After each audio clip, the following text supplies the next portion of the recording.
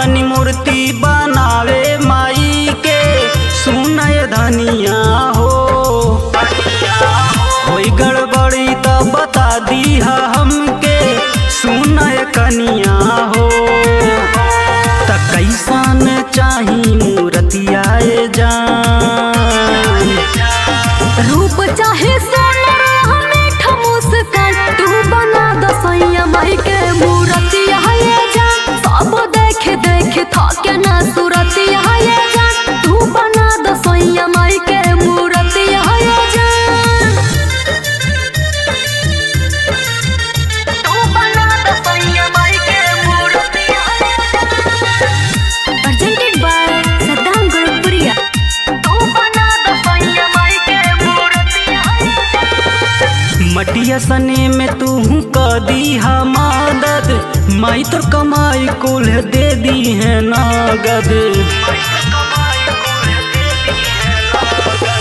मटिया सने में तू क दीहा मदद, माई तोर कमाई कुल दे दी है नगद।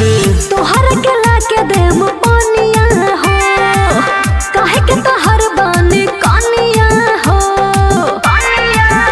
तनी हमके धरा दाखू रुपिया जान, रूप चाहे सोनर मीठा मुस्कान, तू बना दसैया माई के मूर्तिया ये जान। सब देखे देखे थके ना सूरतिया ये जान, तू बना दसैया माई के मूर्तिया ये जान।